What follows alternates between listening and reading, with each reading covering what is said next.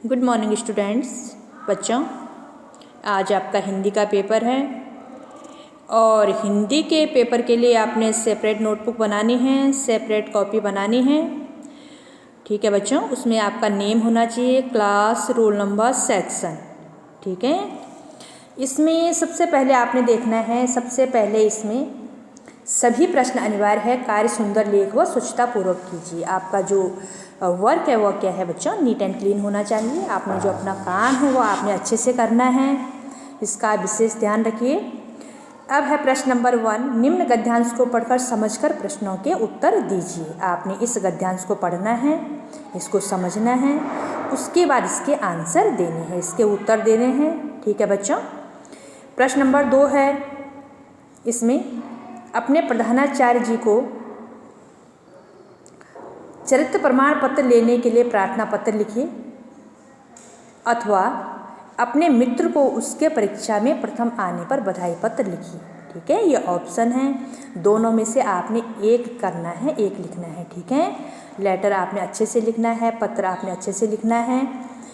अब है हमारा प्रश्न नंबर 3, निम्न शब्दों के 3 पर्यायवाची शब्द लिखिए। यहाँ पर 3 शब्द दिए हैं, इसमें से आपने शब्द भी लिखने हैं और उसके पर्यायवाची भी लिखने हैं। ठीक है, दूसरा है ख है, इसमें निम्न में से किन्हीं 2 मुहावरों का अर्थ लिखकर वाक्य प्रयोग कीजिए। आपने मुहावरे लिखने हैं और उनका वाक्य प्रयोग करना है। ठीक है, अब है इसमें गौ में है, निम्नलिखित पंक्तियों में अलंकार का नाम बताइए। पंक्तियाँ दी है यहाँ पर, बंदो गुरुपद पदों पर आगा।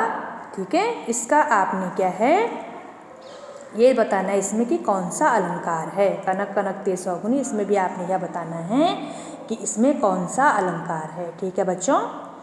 अब है निम्न शब्दों के विलोम शब्द लिखिए। यहाँ पर शब्द दिए हुए हैं 4, इसमें से आपने क्या है 4 शब्दों के विलोम शब्द लिखने हैं। विलोम शब्द में आपने शब्द भी लिखने हैं, विलोम भी लिखना है।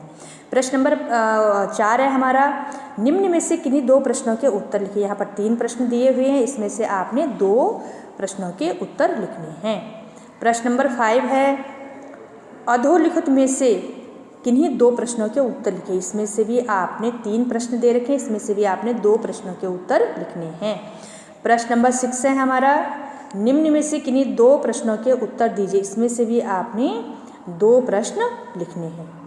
ठीक है, अब है हमारा संस्कृत का पोर्शन है, इसमें है बच्चों प्रश्न नंबर 7, निम्न गद्यांश पठित्वाम उत्तराणि दत्तम। आपने इस गद्यांश को पढ़ना है और उसका उत्तर देने हैं। जो क्वेश्चन है नीचे उनके उत्तर देने हैं। ठीक है, इसमें 4 क्वेश्चन दिए हुए हैं, तो उसमें आपने उत्तर देने हैं। ठीक है बच्चों। अब है यहाँ पर केचन त्रय प्रश्न समाधि है। यहाँ पर भी 3 प्रश्न दिए हैं, आपने क्या करना है इनको, इनका जो है आंसर आपने लिखना है। ठीक है बच्चों।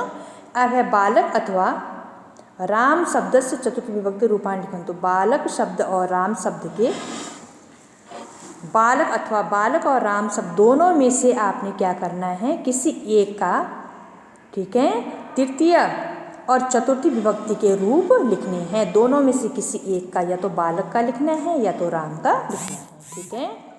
अब है प्रश्न नंबर 10, पठ धातु अथवा गम धातु लिट लकार लंग लकार से रूपाणी लिखन। इसमें आपने क्या करना है, पठ धातु और गम धातु, ठीक है, इसके आपने लिट लकार और लंग लकार, ठीक है, इसके आपने क्या लिखने हैं, रूप लिखने हैं।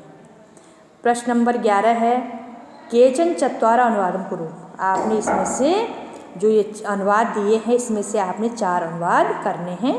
राम पढ़कर घर जाएगा, हम दोनों लिखते हैं। ठीक है, ये जो यहाँ पर 5 वाक्य दिए हुए हैं, इनमें से आपने 4 का अनुवाद करना है और लिखना है। ठीक है बच्चों, आपका जो काम है वो अच्छा होना चाहिए, आपका जो वर्क है वह नीट एंड क्लीन होना चाहिए।